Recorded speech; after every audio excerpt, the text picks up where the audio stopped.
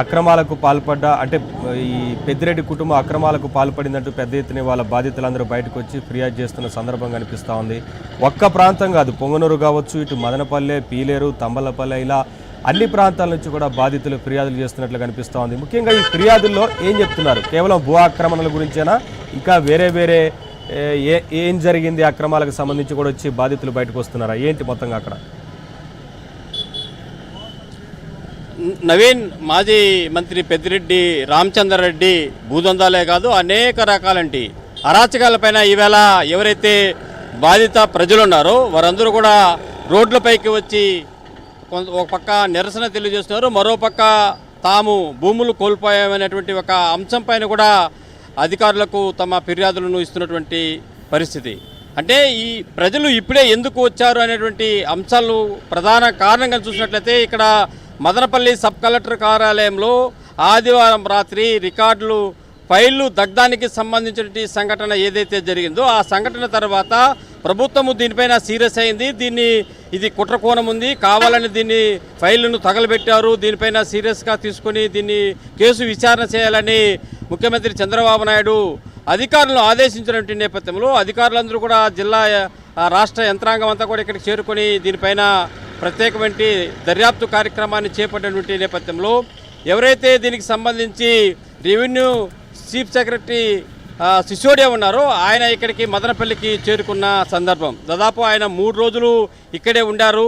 ఆయన ప్రజల నుంచి కూడా వినతి పత్రాలు స్వీకరించారు. అందులో భాగంగానే నిన్నటి రోజున దాదాపు 600 మంది భూబాధితులు, అంటే ప్రధానంగా పెద్దిరెడ్డి ఫ్యామిలీకి సంబంధించి భూబాధితులు తంబలపల్లి నియోజకవర్గము, మదనపల్లి, పొంగనూరు, పీలేరు ఈ 4 నియోజకవర్గాల నుంచి నిన్న రాత్రి దాదాపు 10 గంటల వరకు కూడా 600 మంది బాధితులు వచ్చి ఆయనకు దరఖాస్తులు ఇచ్చి ఈ భూ కబ్జాలతో మమ్మల్ని బయటకు పడేయండి, మా భూములు మాకు ఇవ్వండి, గతంలో 5 ఏళ్లలో పెద్దిరెడ్డి రామచంద్రారెడ్డి అరాచకాల నుంచి మేము తట్టుకోలేకుండా భూముల్ని మేము కోల్పోయాము, బలవంతంగా దౌర్జన్యంగా అసైన్డ్ భూములతో పాటు అనేక రకాల భూములు కూడా ఇస్తావా సస్తావా మెడ మీద కత్తి పెట్టి బలవంతంగా బెదిరించి లాక్కున్నటువంటి సందర్భ పరిస్థితులు కూడా వారు ఎవరైతే సిసోడియా ఉన్నారో ఆయనకు బాధితులు వివరించడం జరిగింది. మరి ఈవేళ కూడా దాదాపు 100ల సంఖ్యలో మదనపల్లి సబ్ కలెక్టర్ కార్యాలయానికి బాధితులు చేరుకుంటున్నటువంటి పరిస్థితి. ఒక పక్క భూదందాలు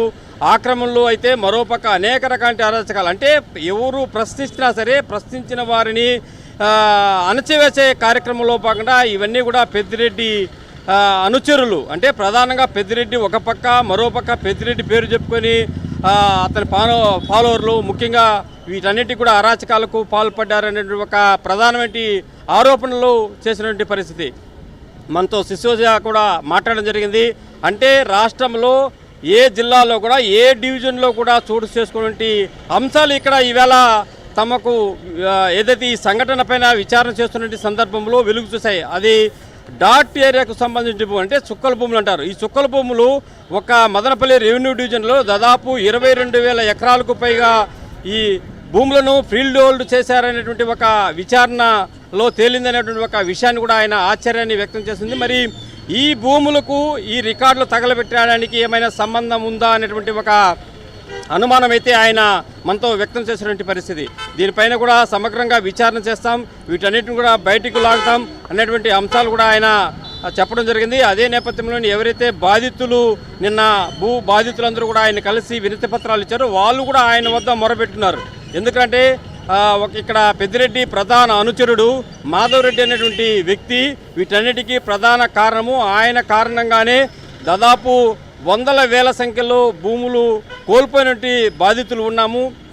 గత 5 ఏళ్లలో రోడ్లపైకి వచ్చి వారు చేసేటువంటి అరాచకాలను మేము చెప్పలేకపోయాము, చెప్తే తమ ప్రాణాలు కూడా ఉండవు అనేటువంటి ఒక భయోందోళనకు గురైనటువంటి నేపథ్యంలో ఈవేళ కూటమి ప్రభుత్వము అధికారంలోకి రావడము, ఈ సబ్ రిజిస్ట్రార్ కార్యాలయంలో ఈ ఫైళ్లు దగ్ధం కావడము, ఈ సంఘటనల నేపథ్యంలో ఎవరైతే బాధిత ప్రజలు ఉన్నారో ఈ విషయాన్ని తెలుసుకుని రాష్ట్ర స్థాయి అధికారులు ఇక్కడికి వచ్చారనేటువంటి ఒక అర్జీలు తీసుకుంటున్నారని ఒక సమాచారం అందుకున్నటువంటి నేపథ్యంలో నిన్నటి రోజు ఇక్కడ జోరు వర్షం కురుస్తున్నప్పటికీ కూడా ఈ 4 నియోజకవర్గాలు తంబలపల్లి, మదనపల్లి, పొంగనూరు, పీలేరు ఇలా అన్ని 4 నియోజకవర్గాల నుంచి కూడా బాధితులు భారీ సంఖ్యలో చేరుకుని ఆయన్ని కలిసి వినతి పత్రాలు ఇచ్చి తమకు న్యాయం చేయాలని కోరినటువంటి పరిస్థితి. మరోవైపు ఈ భూద్వందాలతో పాటు ఇసుక దందాలు అంటే తమ ఏదైతే అసైన్డ్ భూముల్లో బలవంతంగా లాక్కున్నారో అలా బలవంతంగా లాక్కున్నటువంటి భూముల్లో కొంత మరికొన్ని వదలకుండా తాము ఎదిరించి వాటిని నిలుపుకున్నటువంటి సందర్భంలో కొన్ని డీకేటీ భూముల్లో ఇసుక మట్టిలు కూడా లోడేసి దాన్ని కూడా కబ్జా చేశారు అనేటువంటి అంశాన్ని కూడా వాళ్ళు తీసుకురావడం జరిగింది. వీటన్నిటికీ ప్రధాన కారణంగా చూసినట్లయితే